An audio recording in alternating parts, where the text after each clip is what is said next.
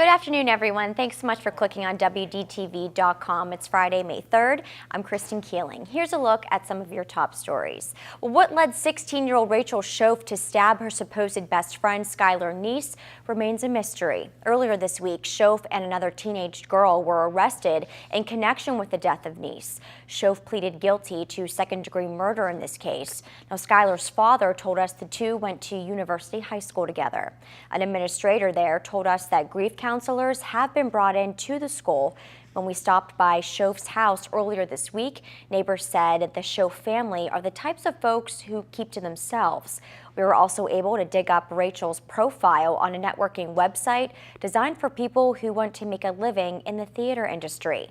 Just hours after the arrests were announced on Wednesday, Neese's father felt anything but remorse for Shope, but told us he does feel sorry for her parents. So you never knew anything, I guess, was wrong between the relationship with Rachel? There wasn't anything wrong with it. I mean, that I knew of, or Skylar even knew of, that I knew. I mean, she never hinted that something was wrong.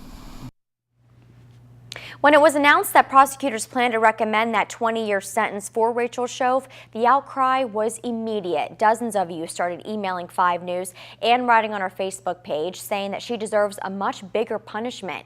Last night, we figured we'd go out in the streets and get your take. Here's what a lot of you had to say. Her life is gone, and I just don't feel that 20 years is enough. I don't know. I don't know for sure because this was such a setup. It's so horrific. I cannot imagine that the parents would say 20 years for a planned murder is acceptable. I think she should be sentenced to at least 30 years or life.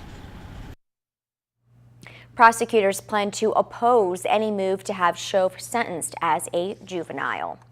Well, the attorney for the mother of this still missing 3-year-old girl, Aaliyah Lunsford, is refuting a federal probation plan to move her from Wheeling to Clarksburg. Lena Lunsford was released from a federal prison earlier this year after serving 8 months for welfare fraud. Lunsford has been living at the YWCA in Wheeling. Now, her attorney says federal probation officials plan to relocate her after the YWCA said she's no longer eligible for a substance treatment program that allowed her to stay there for free. He says Lunsford is considered an outcast in the Clarksburg area since her daughter disappeared in 2011. Well, getting friendly with your neighbor won't usually land you in jail. However, it does become a problem when that neighbor is 15 years old, almost twice your age, and you're having sex with her. Well, that's exactly what a Taylor County man is accused of doing, and tonight he's in jail. Investigators believe that's what Shane Waters was having sex with the girl, and he supposedly had sex with her 5 times last December. According to a criminal complaint, it was one of Waters' ex-girlfriends that helped build the case against him. A union leader is urging Governor Earl Ray Tomblin to look into alleged problems at the West Virginia Veterans Nursing Home, and today we went to the facility to see what they had to say, but since it's an ongoing legal matter, we were told they can't say anything. There have been claims of staff shortages and alleged retaliation against a patient who voiced opinions about the quality of care there. We talked to the president of the Public Workers Union, and she said their next step is to have legislative leaders investigate the facility in Clarksburg. The union claims nursing home is short-staffed, short-handed, and complain about mandatory overtime. This has apparently been a problem for over a year now, but Administrator Kevin Crickard has yet to fix the problem. Donna Morgan explained what's been happening. It just continues almost on a daily basis. You have employees who are exhausted and not enough employees to take care of the patients that you have. 5 News for the latest developments on this story.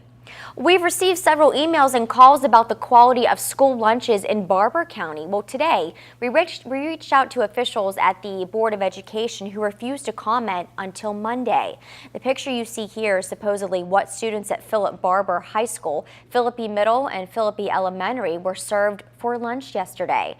Parents are claiming they've heard there was no lunch meat on the sandwiches because the school didn't have enough money to pay for it. When we talked with the superintendent, he told us he won't make a comment until he has the time to investigate the claims.